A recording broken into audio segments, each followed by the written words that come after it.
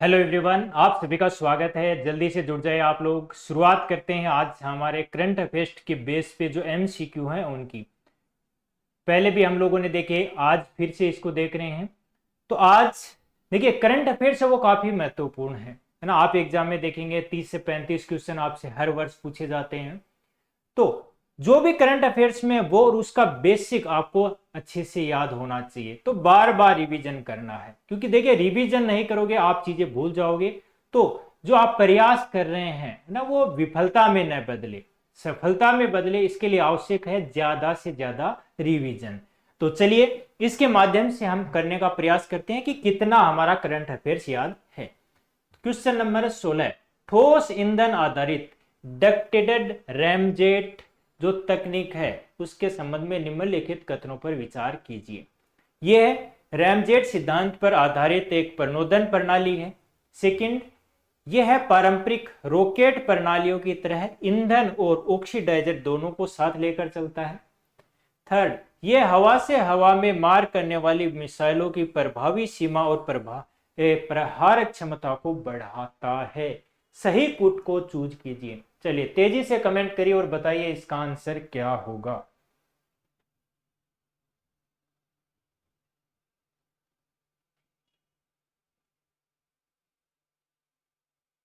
देखिए याद रखना है, रैमजेट ये है, ये कोई मिसाइल नहीं है, बल्कि क्या है, एक प्रणोदन प्रणाली है। तो काफी महत्वपूर्ण है, ठोस ईंधन पे आधारित है। तो रैमजेट जो टेक्नोलॉजी है उसके बारे में आप लोगों ने पढ़ा है। तो बताइए आप कि इसका आंसर क्या हुआ। तेजी से आंसर करना है आपको।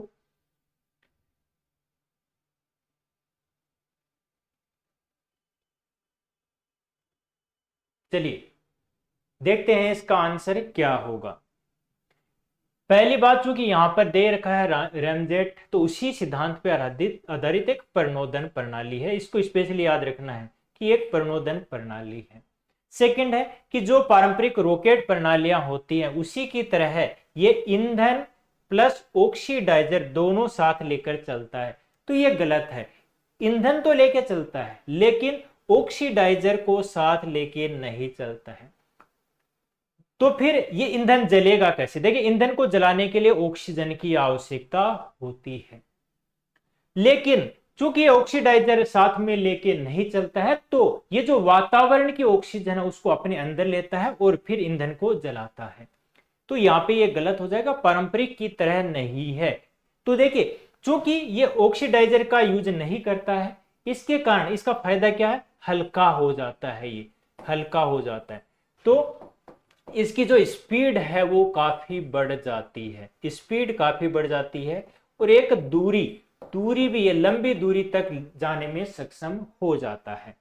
इसके बाद हवा से हवा में मार करने वाली मिसाइलों की प्रभावी सीमा और प्रहार क्षमता। देखिए यहाँ पे स्पीड और दूरी, तो यहाँ पे सीमा मतलब दूरी कि कितनी दूरी तक, और प्रहार क्षमता की कितनी स्पीड से कर सकता है, दोनों ही बढ़ जाती हैं। तो ये आंसर आपका सी हो जाएगा। दो इसका गलत होगा, दो इसका गलत होगा।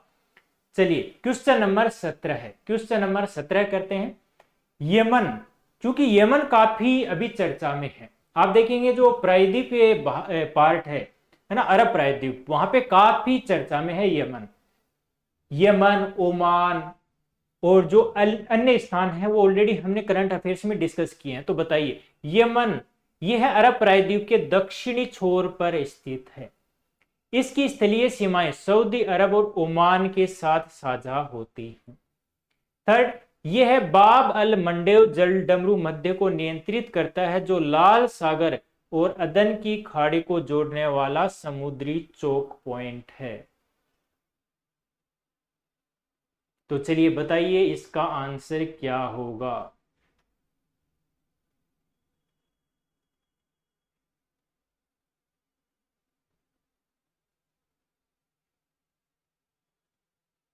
सभी लोग तेजी से कमेंट करेंगे और बताएंगे इसका आंसर क्या होगा।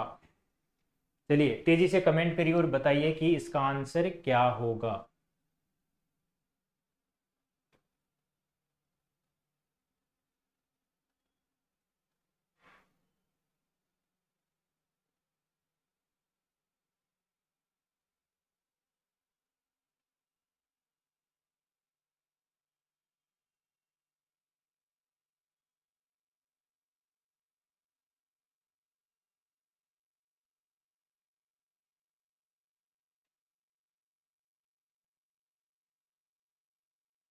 देखिए मैपिंग मैंने आप लोगों को बताया था काफी महत्वपूर्ण हो जाती है, तो मैपिंग नहीं करोगे तब तक आपकी जो सफलता है वो बड़ी मुश्किल हो जाएगी।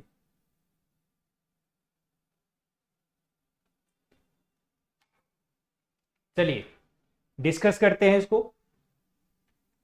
चलिए इसकी लोकेशन देख लेते हैं। ये देखिए, ये आपका यमन है, ये आपका यमन है, इसके ऊपर क्या है, ओमान। तो इसमें देखिए क्या कहा गया है कि इसकी जो सीमा है वो किससे लगती है, ओमान के साथ और सऊदी अरब के साथ इसकी सीमा लगती है। तो देखिए यहां पे ओमान है और यहां पे आपका सऊदी अरबिया है, तो ये दो से ही इसकी सीमा लगती है, स्पेशली आपको याद रखना है। इसके बाद अरब प्रायद्वीप है, अरब प्रायद्वीप उसके दक्षिण में, तो ये तथ्य भी सही हो जाता है। इसके बाद कहा गया है कि जो बाब अल मंडेब जल डमरू मध्य है उसको नियंत्रित करता है। तो याद रखना है कि बाब अल मंडेब कहां पे है, यहां पे है। तो ये आपकी गल्फ ऑफ अदन आ गई, अदन की खाड़ी हो गई, और इधर आपका रेड सी हो गया।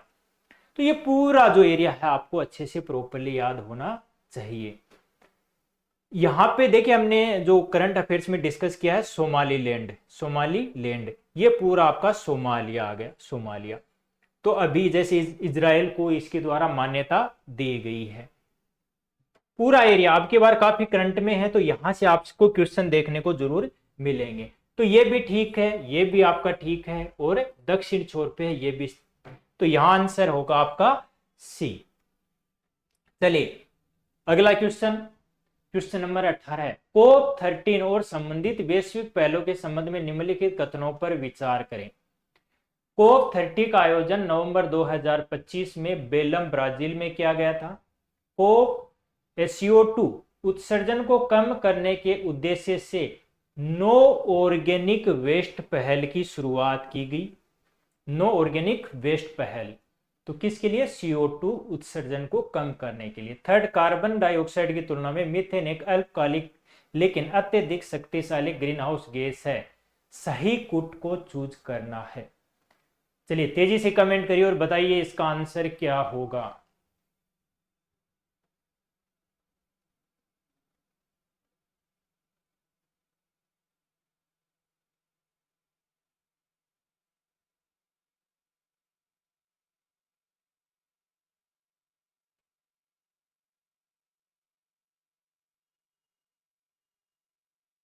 देखिए कोप 30 में जो जो परिणाम निकले, जो भी घोषणाएं हुई, सभी आपको याद होना चाहिए।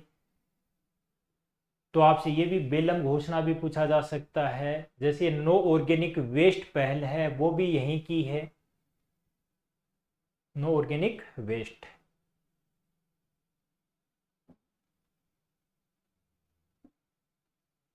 चलिए इसको डिस्कस करते हैं। तो ये तो ठीक है कि इसका आयोजन बेलम ब्राजील में होता है।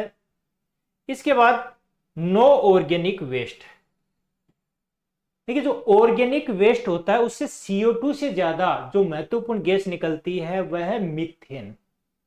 क्या है, मीथेन। इसलिए आपको याद रखना है, तो ऑर्गेनिक वेस्ट से मीथेन बहुत निकलती है, मीथेन निकलती है।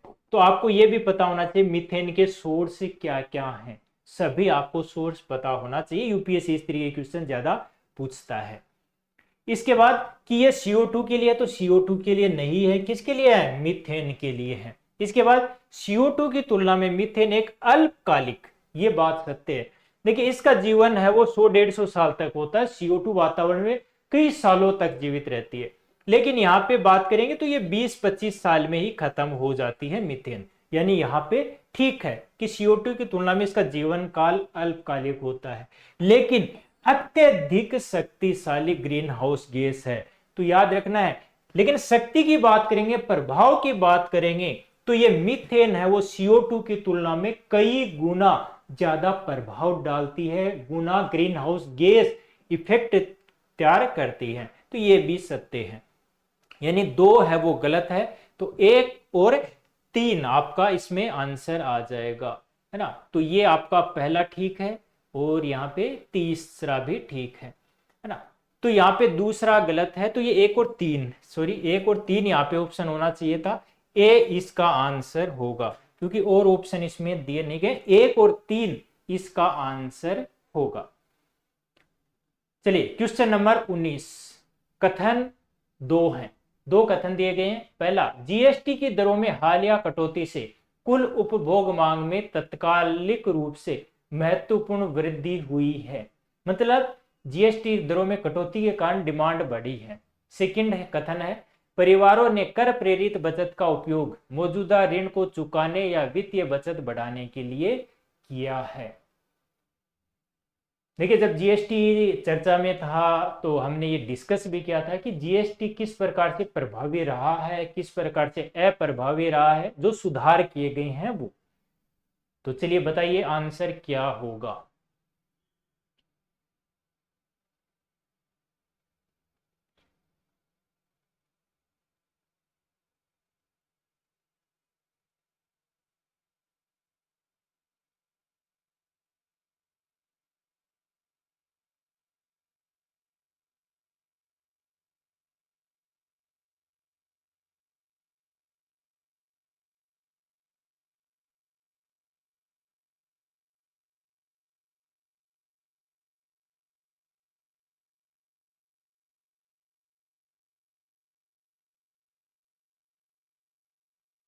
चलिए इसको डिस्कस करते हैं।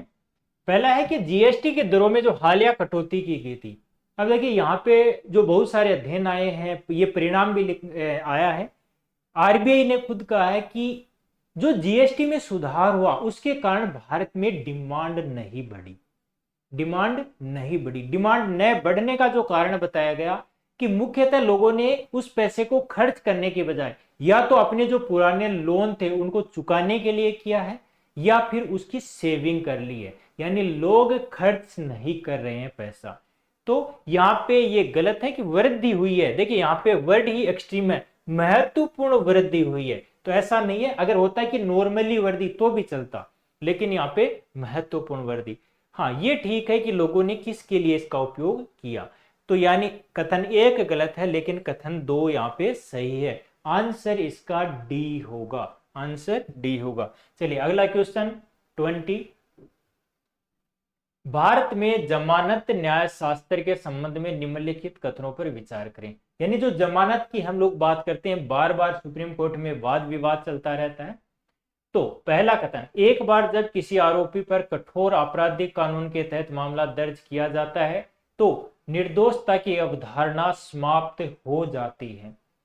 सेकंड, न्यायिक निर्णय की अनुपस्थिति में विचारणा पूर्व निरोध यानी प्री ट्रायल डिटेंशन को दंडात्मक कारावास में परिवर्तित नहीं किया जा सकता।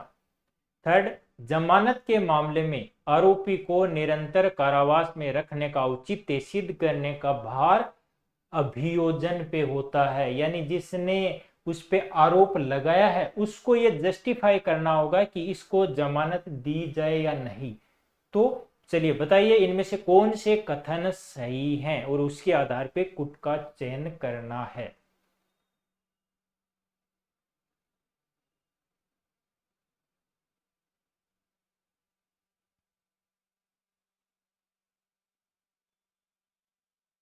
सभी लोग तेजी से कमेंट करेंगे।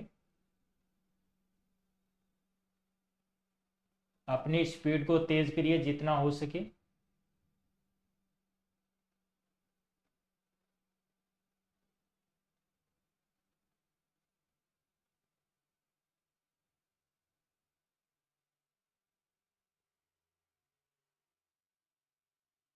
चलिए बात करते हैं भारत में जमानत न्याय शास्त्र की। इसमें कहा गया है कि एक बार जब किसी आरोपी पर कठोर आपराधिक कानून के तहत मामला दर्ज हो जाता है। देखिए यहां पे क्या बात कर रहा है कि किसी व्यक्ति ने कोई कठोर अपराध किया है ना, और उस पे मामला दर्ज हो जाता है तो उसी के तहत निर्दोषता की जो अवधारणा वो समाप्त हो जाती है, यानी वो व्यक्ति निर्दोष नहीं रहता है। ऐसा थोड़ी होता है कि किसी पे अगर आरोप लग जाए कि उसने भाई बहुत बड़ा कांड किया है तो उसी के आधार पे कि अब वो कभी निर्दोष हो ही नहीं सकता। जैसे आप मीडिया में देखेंगे कि उस व्यक्ति पे अभी ये आरोप भी सिद्ध नहीं हुए हैं कि वो उसने वास्तव में किया भी है या नहीं किया है। तो इसी के आधार पे ये है ना, सुप्रीम कोर्ट ने कहा है कि इसके आधार पे कि किसी व्यक्ति ने कठोर आपराधिक कानून है उसका उल्लंघन किया, उसके आधार पे सिर्फ ये नहीं है कि मामला दर्ज होते ही उसकी निर्दोषता समाप्त हो जाती है, कभी समाप्त नहीं होती, उसको पूरा मौका दिया जाएगा, जब सुनवाई होगी तब जाके फैसला देगा और अंततः फिर वो निर्दोष है दोषी है तब डिसाइड होगा। तो ये गलत है, यानी समाप्त नहीं होती है, वो बनी रहती है। तो यहाँ पे एक कथन गलत हो गया। फिर न्यायिक निर्णय की अनुपस्थिति में प्री ट्रायल डिटेंशन, यानी कि अभी मामला कोर्ट में चल रहा है या फिर अनुपस्थित है, यानी अभी रुका हुआ है, लेकिन उसके बावजूद उसको क्या है, जेल में रखा हुआ है, तो को दंडात्मक कारावास में परिवर्तित नहीं किया जा सकता, यानी उसको दंड के रूप में नहीं दिया जा सकता। कि किसी व्यक्ति को कई बार कहते नहीं है पुलिस वाले कि अब तुम्हें सिखाएंगे कि क्या चीज है हम, है ना, उसको जानबूझ के दंड दिया जाता है। तो सुप्रीम कोर्ट ने कहा है कि भाई आप उसको जेल में रख सकते हो जब तक उसके मामले की सुनवाई हो रही है, लेकिन दंडात्मक कारावास में नहीं बदल सकते, उसको जानबूझ के दंड देने के उद्देश्य से आप जेल में नहीं रख सकते, है ना। इसीलिए कहा गया है देखिए कि जो आपका जमानत है या फिर फ्री रहना है ना आपका अधिकार है, लेकिन जेल है वो विकल्प है, एक विशिष्ट स्थिति में ही आपको जेल भेजा जा सकता है।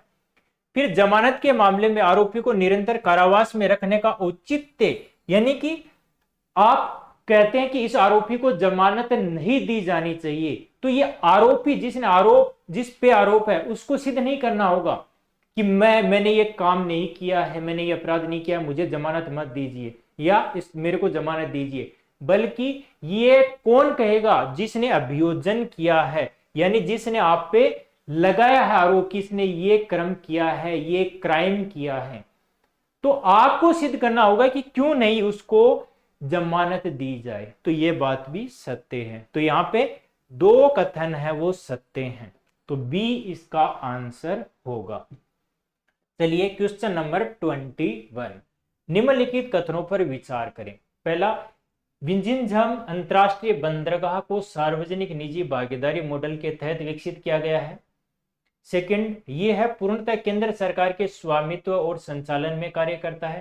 थर्ड, यह है बंदरगाह मुख्यतः कंटेनर ट्रांसशिपमेंट पोर्ट के रूप में कार्य करता है। कौन सा कथन इनमें सही है, चूज कीजिए, जल्दी से जवाब दीजिए। जो ये बंदरगाह है ये काफी चर्चा में है, अब बहुत करंट अफेयर्स में चर्चा में है, आपसे पूछा जा सकता है।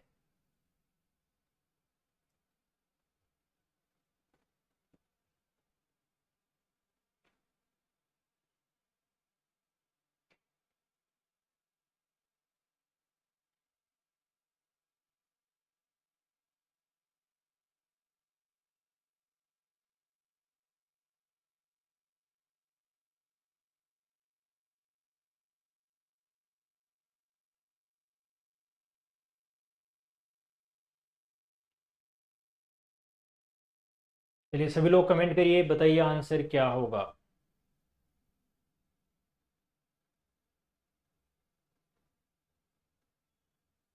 चलिए डिस्कस करते हैं। विंझिनझम अंतरराष्ट्रीय बंदरगाह ये पीपीए के मॉडल के तहत विकसित किया गया है, ये ठीक है, ये सत्य बात है। देखिए इसमें जो अडानी ग्रुप है उसके द्वारा इसको विकसित किया गया है और इसमें भागीदारी रही है। तो देखिए एक ये हो गया, एक आपकी केरल सरकार है वो इसमें भागीदार है। तो इसका मतलब, या तो देखिए वैसे भी आप देखेंगे तो ये दोनों एक साथ में सही नहीं हो सकते, क्योंकि यहाँ पे क्या पूर्णतः केंद्र सरकार के स्वामित्व और संचालन में कार्य करता है। तो वैसे ही ये जब पीपीए है तो ये सही नहीं हो सकता। तो एक साथ में एक और दो जहां पर दिया गया हो, तो देखिए यहां पर भी आंसर एक दो एक किसी में भी नहीं दिया गया है। कितना स्मार्ट तरीके से इनको बनाया गया है। हाँ तो ये ठीक है, लेकिन फिर ये गलत हो जाएगा। यहाँ पे केरल सरकार है और आपका ये अडानी ग्रुप है, और ये बंदरगाह मुख्यतः कंटेनर ट्रांसशिपमेंट पोर्ट। इसका मतलब क्या है, देखिए कि यहाँ मान लीजिए कि एक दूसरे देश से यहाँ पे आ रहा है और वो भारत में क्या है, वो ठहर जाएगा, है ना। तो ये क्या है कि कंटेनर ट्रांसशिपमेंट पोर्ट के रूप में काम करेगा। दूसरी जगह से आएंगे, वो अपना सामान उतारेंगे, ला देंगे और फिर से चल देंगे, है ना। तो एक तरीके से बीच में ठहराव का स्थान हो गया। तो इस प्रकार से यहाँ पे, ठीक है, ये पहला आपका सही है, 3 सही है, तो 1 और 3 इसका आंसर हो जाएगा, 2 इसमें गलत है। वैसे भी देखिए एक्सट्रीम है, पूर्णतः है ना, इस तरीके से दिया है तो फिर गलत होने की संभावना ज्यादा होती है। चलिए क्वेश्चन नंबर 22, पंपा नदी। पंपा नदी के संदर्भ में निम्नलिखित कथनों पर विचार करें। यह केरल की सबसे लंबी नदी है और इसे दक्षिणी भागीरथी या केरल की गंगा कहा जाता है।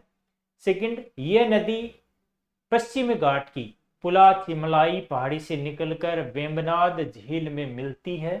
थर्ड, यह पेरियार टाइगर रिजर्व के मध्य से होकर बहती है।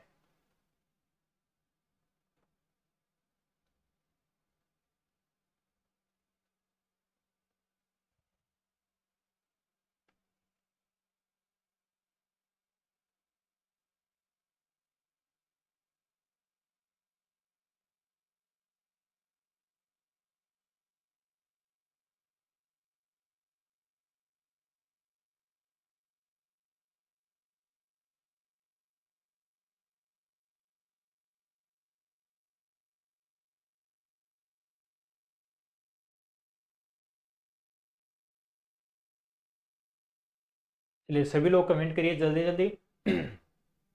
पंपा नदी, देखिए पहला है ये केरल की सबसे लंबी नदी, नहीं, ये केरल की सबसे लंबी नदी नहीं है, बल्कि ये तीसरी सबसे बड़ी, तीसरी तीसरी सबसे बड़ी नदी है। तो ये आपका गलत हो जाएगा, ये आपका गलत हो जाएगा। तो एक है, इसको निकाल दीजिए। इसके बाद में 2 अपने आप सही हो जाएगा। तो यानी ये नदी कहां से निकलती है? पश्चिमी घाट से निकलती है और फिर जाके वेम्बनाड झील में मिल जाती है। इसके बाद में थर्ड है, ये पेरियार टाइगर रिजर्व के मध्य से। तो देखिए काफी महत्वपूर्ण है, पेरियार टाइगर रिजर्व है वो यहीं पे है, तो उसी का पार्ट है एक तरीके से ये। तो 2 और 3 इसका आंसर होगा सी, सी इसका आंसर होगा। चलिए अगला क्वेश्चन, लघु वन उपज हेतु एमएसपी योजना के संदर्भ में निम्नलिखित कथनों पर विचार करें। इसका प्रशासनिक नियंत्रण जनजातीय कार्य मंत्रालय के अधीन है। सेकंड, ट्राइफेड इस योजना की केंद्रीय नोडल एजेंसी के रूप में कार्य करता है। थर्ड, योजना के अंतर्गत 27 लघु वनोपज वस्तु को कवर किया गया है। फोर्थ, योजना के लाभ हानि का वहन केंद्र और राज्य सरकारें 50-50 के अनुपात में करते हैं। कितने कथन सही हैं? कितने कथन इनमें सही हैं? चलिए बताइए कितने कथन सही हैं।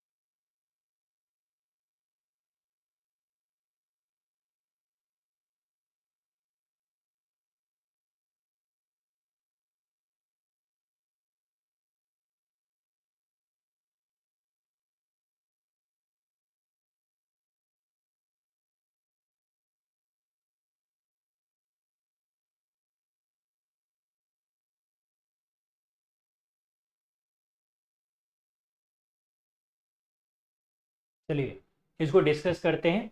एमएसपी किसके लिए? जो लघु वन उपज होते हैं उनके लिए। देखिए जो फॉरेस्ट राइट एक्ट है उसके तहत जो भी वहां पे वनवासी हैं या फिर जो जनजातीय लोग हैं उनको ये अनुमति दी गई है कि वो लघु वन उपज है उनको कलेक्ट कर सकते हैं, अपने लिए यूज कर सकते हैं। तो बात आती है कि इसका प्रशासनिक नियंत्रण जनजातीय कार्य मंत्रालय, तो ये ठीक है क्योंकि आप देखेंगे जो फॉरेस्ट राइट एक्ट है वो भी जनजातीय कार्य मंत्रालय के तहत ही है, काफी महत्वपूर्ण। ट्राइफेड इस योजना की केंद्रीय नोडल एजेंसी है। तो याद रखना है कि जो जनजातियों से संबंधित जो भी प्रोडक्ट हैं उनके लिए जो कार्य करता है ट्राइफेड ही करता है।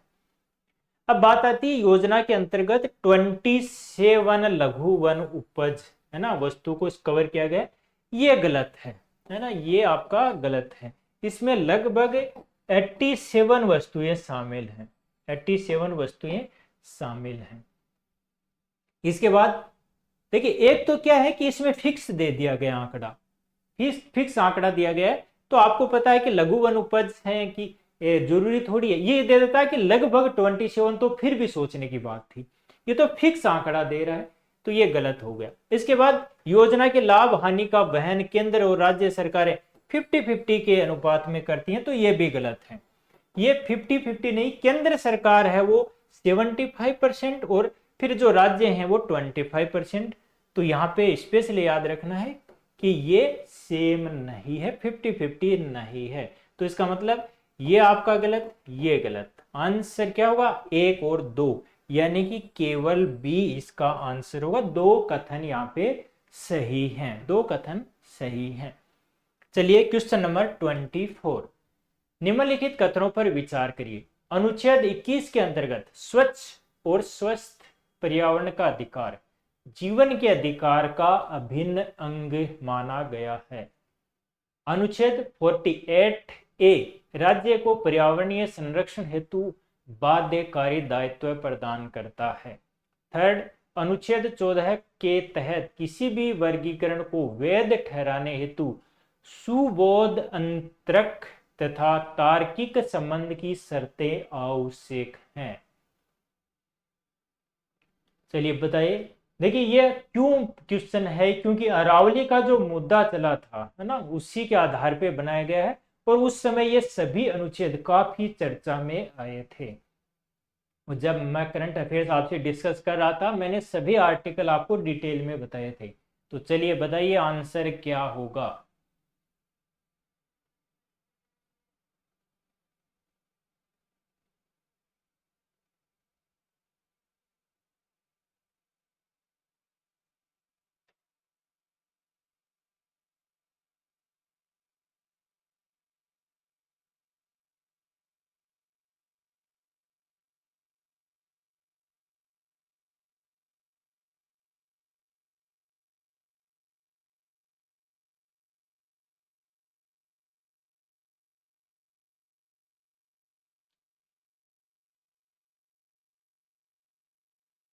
चलिए इसको डिस्कस करते हैं।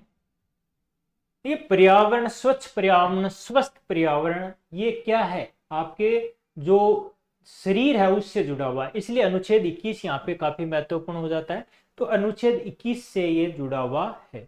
इसके बाद अनुच्छेद 48 ए राज्य को दायित्व सौंपा गया है ना। लेकिन यहाँ पे देखिए वर्ड क्या है? बाध्यकारी दायित्व।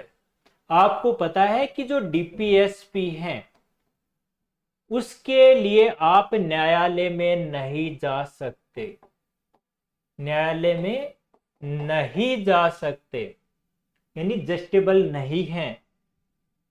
इस कारण से ये बाध्यकारी भी नहीं है, ये सिर्फ राज्य के लिए निर्देश है कि उसको ऐसा करना चाहिए, बाध्यकारी दबाव नहीं डालता है, इसलिए ये गलत हो जाएगा। शब्दावली का ही यूपीएससी कंप्लीट खेल है। अनुच्छेद 14 के तहत किसी भी वर्गीकरण को वैध ठहराने हेतु, देखिए अनुच्छेद 14 क्या कहता है कि विधि के समक्ष समानता होनी चाहिए। तो यहाँ पे है कि किसी चीज को अगर आपको डिफाइन करना है, किसी चीज को वर्गीकृत करना है तो आप कर सकते हैं। जैसे अरावली है, उसकी आपने डेफिनेशन दी, उसके लिए अलग अलग वर्ग निर्धारित किए, तो आप ऐसा कर सकते हैं। लेकिन वहां पे यह भी शर्त है कि सुबोध अंतरक होना चाहिए और तार्किक होना चाहिए, यानी जो आपने वर्गीकरण किया है वो स्पष्ट होना चाहिए और स्पष्टता के साथ में समझने योग्य भी होना चाहिए। वहीं पे जैसे मैंने वो अरावली वाला डिस्कस कर रहा था, तो जो कितनी दूरी 100 मीटर की जो बात की गई उसका आधार उन्होंने नहीं बताया, बेस क्या। तो इसीलिए देखिए न तो वो सुबोध अंतरक था और न ही उसका तार्किक, कि भाई उसका तर्क क्या है ना, ये जो संबंध है वो स्थापित होना चाहिए, तब जाके माना जाएगा कि हाँ जो आपने डिसीजन लिया है, जो वर्गीकरण किया है वो उचित है। तो यहाँ पे 3 सही है, 2 आपका गलत है, 1 सही है। आंसर आपका क्या रहेगा कि 2 को हटा दीजिए, 2 को हटा दीजिए। आंसर 1 और 3, केवल 1 इसका आंसर होगा, केवल एक आंसर होगा। इसके बाद में क्वेश्चन नंबर 25, ग्रीन अमोनिया। देखिए ग्रीन हाइड्रोजन और ग्रीन अमोनिया काफी चर्चा में रहते हैं आजकल। तो आपसे पूछा जा सकता है कि ग्रीन अमोनिया है उसका यूज कहाँ कहाँ पे किया जा सकता है। पहला, उर्वरक निर्माण में, समुद्री ईंधन के रूप में, ऊर्जा भंडारण माध्यम के रूप में, हाइड्रोजन परिवहन माध्यम, और फिफ्थ है औद्योगिक डीकार्बोनाइजेशन के लिए। तो क्या क्या उपयोग इसके संभव हैं, कौन कौन से उपयोग इसके संभव हैं, जल्दी से कमेंट करिए। यूपीएससी इस प्रकार के क्वेश्चन बहुत पूछता है। तो यहाँ पे आपको एक ट्रिक बताई जाएगी कि इस प्रकार के जब क्वेश्चन पूछे जाते हैं आप उनको कैसे डील कर सकते हैं।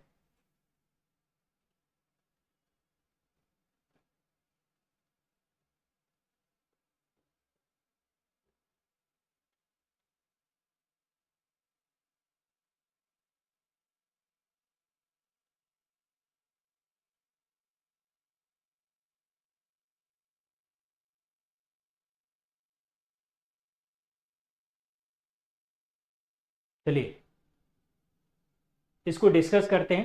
देखिए ग्रीन अमोनिया, ग्रीन अमोनिया, तो देखिए ये दो तरीके से आपको प्राप्त हो सकती है अमोनिया।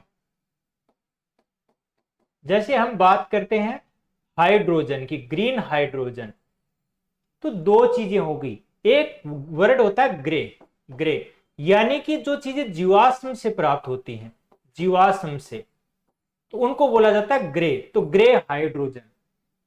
दूसरा आता है ग्रीन।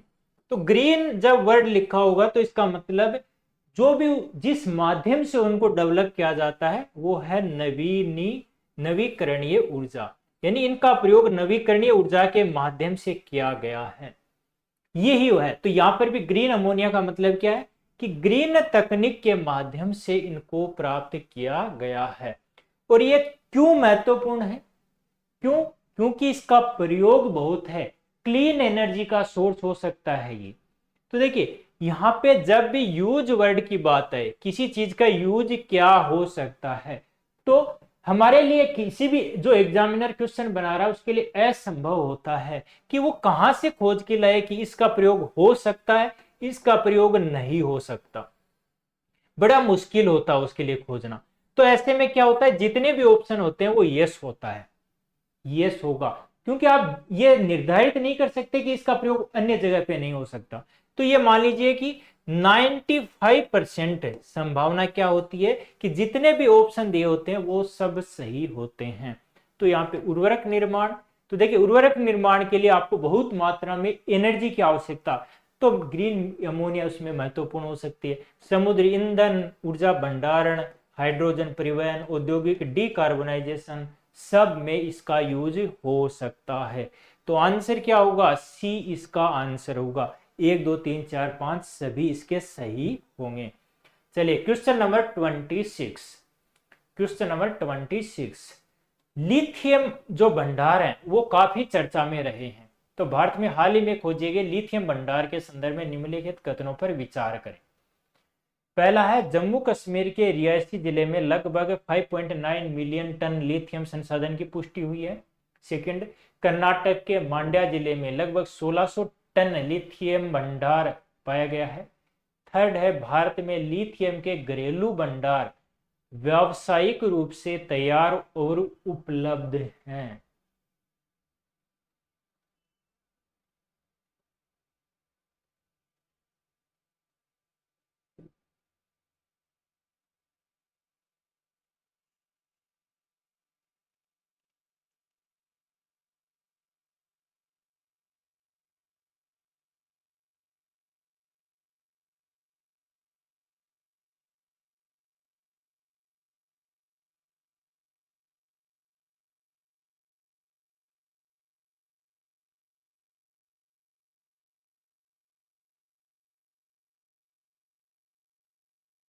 चलिए तेजी से करिए आप लोग।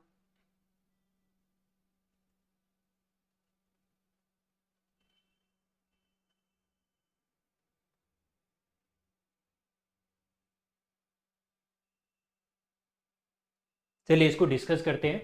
देखिए यहाँ पे क्या है, लिथियम भंडार ना वो लगातार खोजे जा रहे हैं। तो ऐसे में दो एरिया हैं, एक आपका जम्मू कश्मीर, एक कर्नाटक। यहाँ दोनों जगह पे ही ये मिला है ना।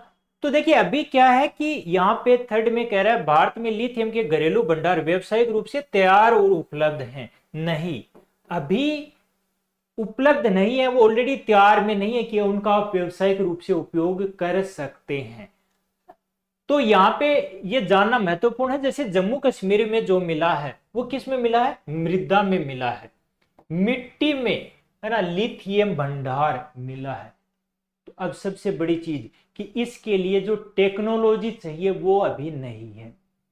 तो बड़ा मुश्किल है कि किस तरीके से इतना जो बड़ा भंडार हमें लिथियम का मिला है, कैसे उसको, है ना, यूज कर सकते हैं। इसी कारण से देखिए ये पूछा गया कि व्यवसायिक रूप से तैयार है, नहीं, व्यवसायिक रूप से तैयार नहीं है। अभी तो यहाँ पे क्या है, इन संसाधनों की खोज हुई है।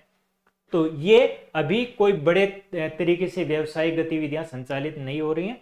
हाँ, ये दोनों सही हैं कि ये दो जगह पे अच्छे इनके भंडार मिले हैं। और जम्मू कश्मीर वाला स्पेशल याद रखना है कि मृदा में मिले हैं। तो आंसर इसका बी होगा। एक और दो, दो कथन इसमें सही है, तीसरा गलत है।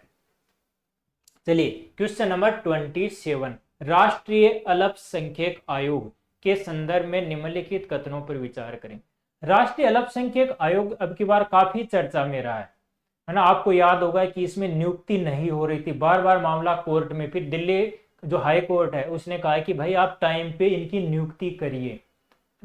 तो सरकार ने कहा कि चलो देखते हैं। तो इसका देखिए, इसका अध्यक्ष, सदस्य, सभी के पद अभी भी खाली हैं। तो इसीलिए राष्ट्रीय अल्पसंख्यक आयोग की पूरी डिटेल आपको याद होनी चाहिए। तो देखिए इसमें पूछा गया है सही नहीं है, सही नहीं है, तो आपको वो बताने हैं जो गलत हैं।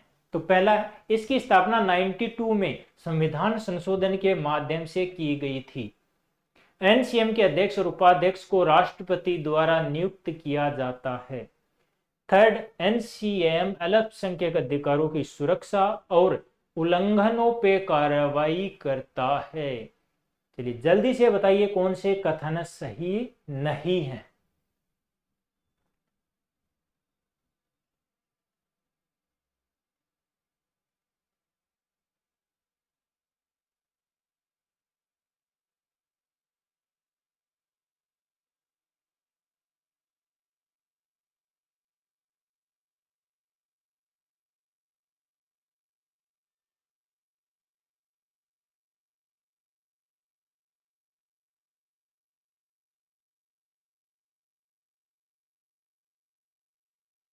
चलिए डिस्कस करते हैं इसको। राष्ट्रीय अल्पसंख्यक आयोग, सबसे पहले जो महत्वपूर्ण बात आपको पता होना चाहिए कि एनसीएम, जो एनसीएम है वो संवैधानिक निकाय नहीं है। क्या नहीं है, संवैधानिक निकाय नहीं है, नहीं है। तो फिर क्या है, एक सांविधिक निकाय है। अब यहीं से आप समझ गए होंगे कि इसका आंसर क्या होगा। सांविधिक निकाय है तो फिर संविधान संशोधन तो बनता ही नहीं है, क्योंकि संविधान संशोधन की बात मतलब संविधान में उसका उल्लेख है। तो राष्ट्रीय अल्पसंख्यक आयोग का संविधान में प्रावधान नहीं है। राष्ट्रीय अल्पसंख्यक आयोग अधिनियम पारित किया गया था 92 में, उसके तहत इसकी स्थापना होती है, ये गलत। दूसरी एक स्पेशल बात आपको याद रखनी है कि राष्ट्रपति उन्हीं मामलों में नियुक्ति करते हैं जब वो एक संवैधानिक संगठन है, वो संवैधानिक संगठन है। ये क्या है, गैर संवैधानिक है, सांविधिक है, तो फिर राष्ट्रपति का इससे कोई लेना देना नहीं होगा। इसकी जो नियुक्ति की जाती है सरकार के द्वारा, सरकार के द्वारा इनकी नियुक्ति की जाती है, इसीलिए सरकार ने इनको नियुक्त नहीं किया।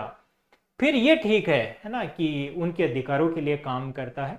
तो यहां पे पूछा गया सही नहीं है, आंसर ए, एक और दो इसका आंसर होगा, दोनों गलत हैं। क्वेश्चन 28, डीप टेक स्टार्टअप देखिए इसकी डीप टेक स्टार्टअप है, उसकी डेफिनेशन दी गई है हाल ही में। तो यूपीएससी ने जब भी जैसे एमएसएमई में संशोधन हुआ है तो वो यूपीएससी हमेशा पूछता है। तो डीप टेक स्टार्टअप के संदर्भ में निम्नलिखित कथनों पर विचार करें। यह मुख्य रूप से नए ज्ञान और वैज्ञानिक इंजीनियरिंग प्रगति पर आधारित समाधान तैयार करता है। सेकंड, डीप टेक स्टार्टअप का अधिकतम टर्नओवर 200 करोड़ और अधिकतम आयु 10 वर्ष तक हो सकती है। थर्ड, डीप टेक स्टार्टअप का दर्जा निर्धारित करने के लिए उद्योग संवर्धन और आंतरिक व्यापार विभाग अंतिम प्राधिकरण है। यहाँ पे कौन कौन से कथन सही हैं वो आपको चूज करने हैं।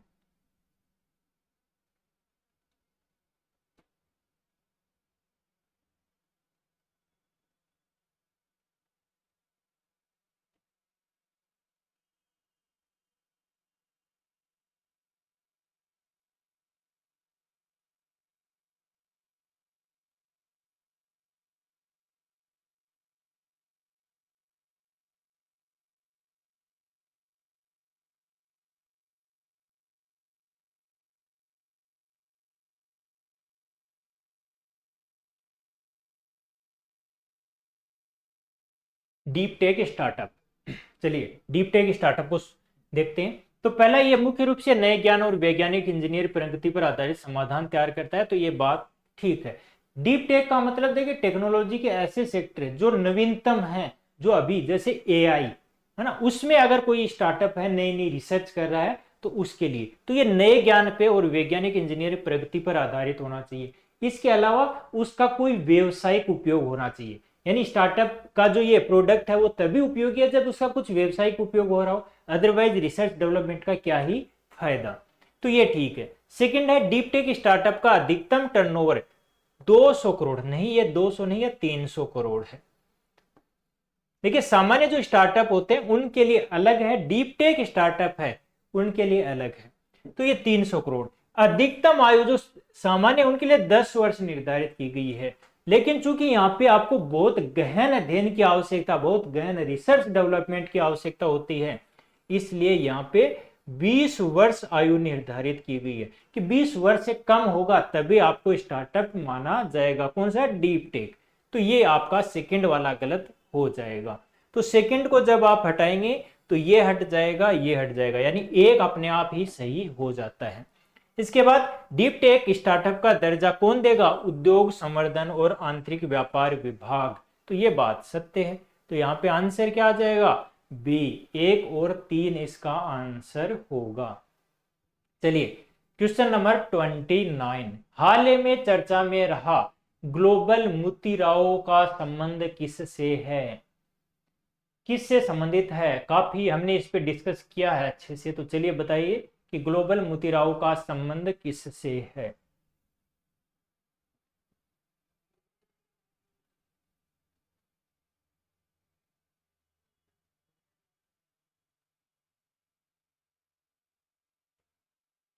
काफी छोटा सा क्वेश्चन है, जस्ट आपको पता होना चाहिए, जस्ट कमेंट कर दीजिए।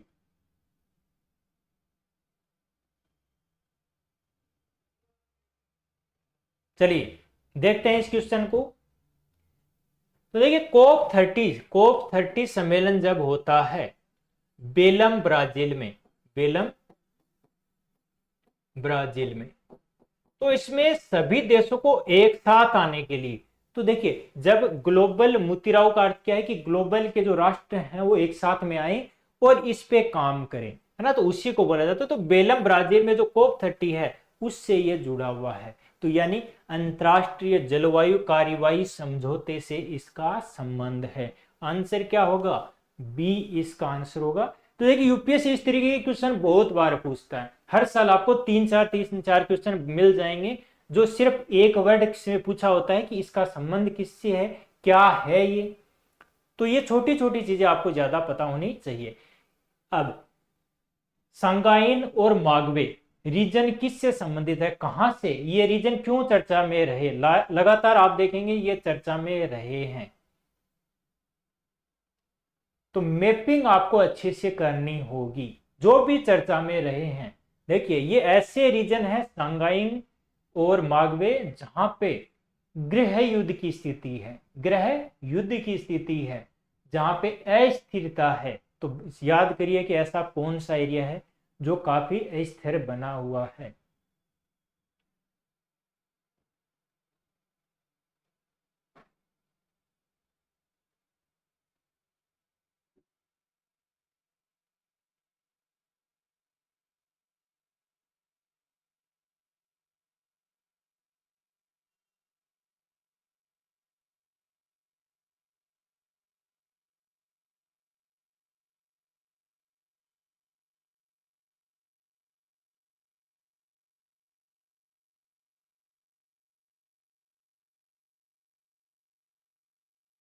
चलिए बात करते हैं कि कौन सा रीजन है।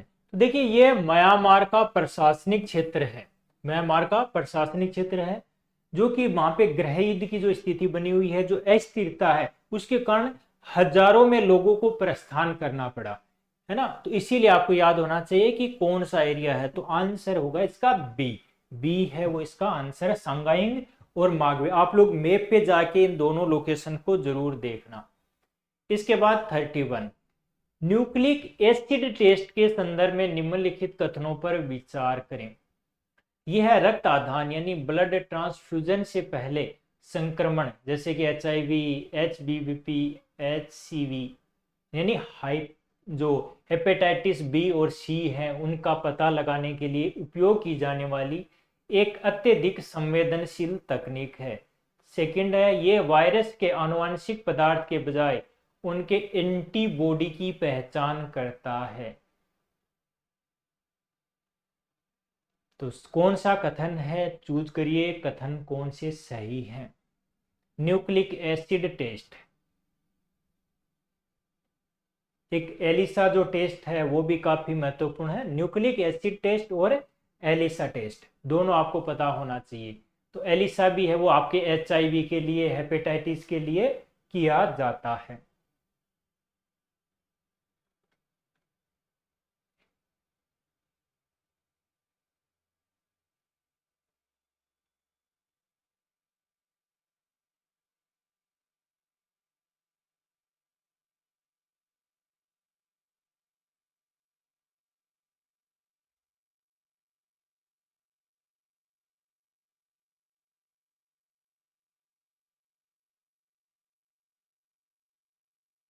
तो चलिए डिस्कस करते हैं।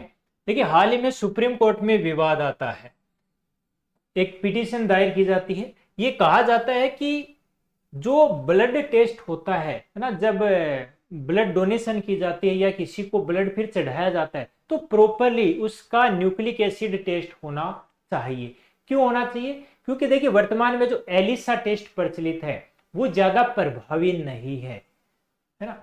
कई बार उसके जो परिणाम निकलते हैं वो सही नहीं आते। दूसरी चीज, एलिसा टेस्ट में काफी लंबा टाइम, मतलब ये तभी अब परिणाम दिखाता है जब वो रोग एक लंबा टाइम बिता चुका है। तो अब तत्काल रूप से आपको इंफॉर्मेशन आए ताकि उस बीमारी को पहले रोका जा सके, या फिर हो ही नहीं, इस प्रकार का ब्लड किसी को चढ़ाया ही नहीं जाए। क्योंकि बहुत सारे ऐसे मामले आए जिसके कारण क्या है कि बच्चों में HIV हो गया इस प्रकार का ब्लड चढ़ाने मात्र से। तो यहाँ पे क्या है कि ब्लड ट्रांसफ्यूजन से पहले जो भी संक्रमण है ना, उनके उपयोग की जाने वाली अत्यधिक संवेदनशील तकनीक है। तो ये सत्य है।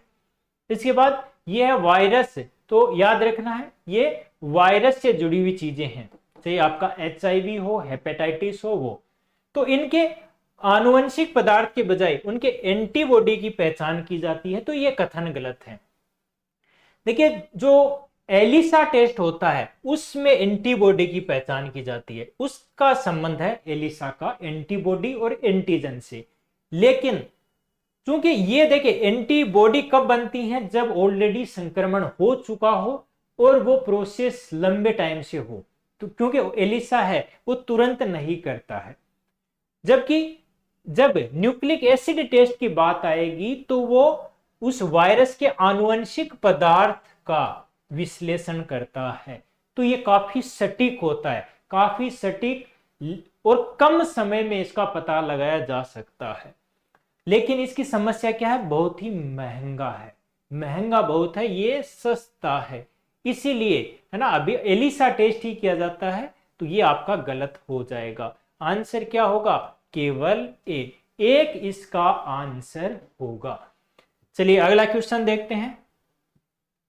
हाल ही में चर्चा में रहे हारमुज जलडमरू मध्य किन दो जल निकायों को जोड़ता है? किन दो निकायों को जोड़ता है?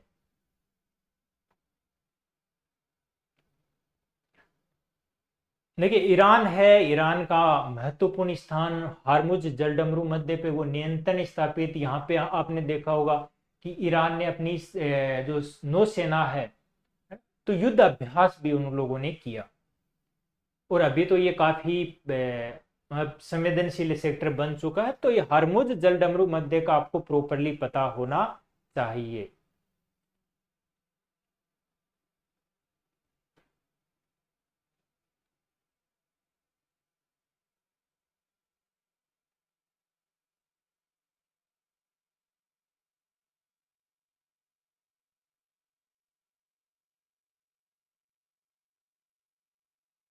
चलिए जल्दी से कमेंट करिए, छोटे छोटे क्वेश्चन हैं, मैपिंग के क्वेश्चन है, मैपिंग को आपको अच्छे से करना है।